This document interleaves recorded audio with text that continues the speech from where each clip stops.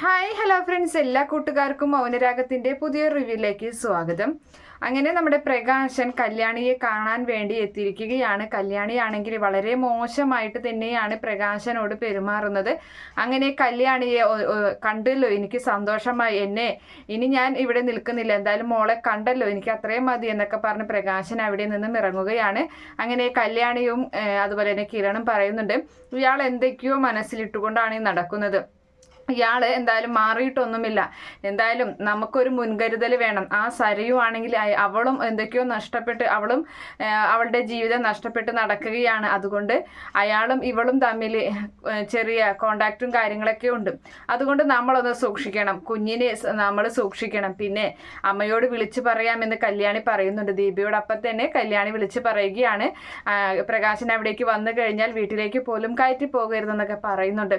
അങ്ങനെ ഇയാൾ പുറത്തേക്ക് ഇറങ്ങുമ്പോൾ തന്നെ രതീഷ് കാണുകയാണ്. ഇയാൾ എന്താ ഇവിടെ എന്നിങ്ങനെ ചോദിക്കുന്നുണ്ട്. അപ്പോൾ കടുവകളൊക്കെ ഇപ്പോൾ പുറത്ത് ഇറങ്ങി നടക്കുകയാണോ, കടുവകളൊക്കെ കൂട്ടിയിലല്ലേ വേണ്ടത് തന്നെ, അപ്പോൾ ആ സമയത്ത് താൻ എന്താണോ എൻ്റെ വീട്ടിൽ നിന്ന് മോഷ്ടിച്ചത് എന്ന് പ്രകാശൻ ചോദിക്കുമ്പോൾ അവിടെയുള്ള സ്റ്റാഫുകളെല്ലാവരും ഇവനെ അറപ്പോടും വെറുപ്പോടും കൂടിയാണ് നോക്കുന്നതും പെരുമാറുന്നതും. അപ്പോൾ സെക്യൂരിറ്റി അവിടേക്ക് എത്തുന്നുണ്ട്. അപ്പോൾ പ്രകാശം പറയാണ്, അത് ഞാൻ എടുത്തത് എന്താണെന്ന് വെച്ച് കഴിഞ്ഞാൽ എന്നും പറഞ്ഞിട്ട് അവൻ്റെ പേഴ്സിൽ നിന്ന് കല്യാണിയുടെ ഫോട്ടോ എടുത്ത് കാണിച്ചു കൊടുക്കുകയാണ്. ഇതെടുത്തതാണ് ഞാൻ, അല്ലാതെ ഞാൻ വേറൊന്നും മോഷ്ടിച്ചില്ല എന്ന് പറയുന്നുണ്ട്. ഇതെന്തിനാ നിങ്ങൾ എൻ്റെ വീട്ടിൽ വന്ന് എടുത്തത് എന്ന് ചോദിക്കുകയാണ് രതീഷ്. അപ്പോൾ ആ സമയത്ത് എന്തായാലും തനിക്ക് ഈ ഫോട്ടോയുടെ ആവശ്യമില്ല, അത് ഞാൻ ഇത് ഇങ്ങോട്ട് തായോ എന്നും പറഞ്ഞ് ആ ഫോട്ടോ തട്ടിപ്പറിക്കാൻ ശ്രമിക്കുമ്പോൾ പ്രകാശൻ അത് നെഞ്ചോട് ചേർത്ത് വെച്ചിട്ട്, ഇല്ല ഞാൻ തരില്ല, ആരൊക്കെ എന്തൊക്കെ പറഞ്ഞാൽ ഈ ഫോട്ടോ ഞാൻ തരില്ല, എൻ്റെ മോളെ എനിക്ക് കാണണമെന്ന് തോന്നുമ്പോൾ എനിക്ക് ഇത് കാണാനുള്ളതാണ് എന്നും പറഞ്ഞ് അവരുടെ എല്ലാവരുടെയും മുന്നിൽ വെച്ച് ആ ഫോട്ടോയെ ഉമ്മം വയ്ക്കുകയാണ് ചെയ്യുന്നത്. അപ്പോൾ അത് നല്ല നാടകം അഭിനയിച്ച് തകർക്കാണല്ലോ, തനിക്ക് ഒരു കാര്യം ചെയ്യുന്നില്ലേ, തനിക്ക് പോയിട്ട് സിനിമയിൽ അഭിനയിച്ചുവിടറോ, തനിക്ക് നല്ല കാഴ്ചയുണ്ട്, എന്തായാലും നല്ല രീതിയിൽ തനിക്ക് മുന്നേറാൻ കഴിയും എന്നൊക്കെ ഇങ്ങനെ രതീഷ് പറഞ്ഞ് അങ്ങനെ കളിയാക്കുന്നുണ്ട്. പ്രകാശൻ അവിടെ നിന്നും വടിയും പിടിച്ച് പോവുകയാണ്. നേരെ അമ്മയുടെ അരികിലേക്കും ചെല്ലുകയാണ്. അമ്മയോടും പറയുകയാണ്, എനിക്ക് അമ്മയെ കാണാൻ തോന്നിയപ്പോൾ ഞാൻ വന്നതാണ്.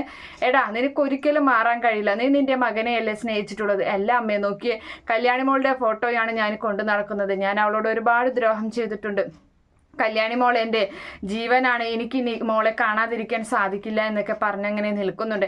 എന്തായാലും അടുത്തതായി പോകാൻ പോകുന്നത് നമ്മുടെ കാർത്തികയുടെയും അതുപോലെ തന്നെ ലക്ഷ്മി അമ്മയുടെ അരികിലേക്കായിരിക്കും. അവരും ഇതുപോലെ ആട്ടിയിറക്കുന്നുണ്ട്. ദീപയുടെ അരികിലേക്ക് പോകുന്നുണ്ട്. ദീപയും നല്ല രീതിയിൽ വഴക്ക് പറഞ്ഞ് ഇറക്കി വിടുകയാണ്. കല്യാണി മോളുടെ കുഞ്ഞിനെ കാണണമെന്ന് പറഞ്ഞ് പ്രകാശൻ കുറേ കെഞ്ചി നോക്കുന്നുണ്ടെങ്കിലും അതൊന്നും കാണിച്ചു കൊടുക്കുന്നില്ല. എന്തായാലും പ്രകാശൻ എന്തൊക്കെയോ മനസ്സിലിട്ടിങ്ങനെ നടക്കുകയാണ്.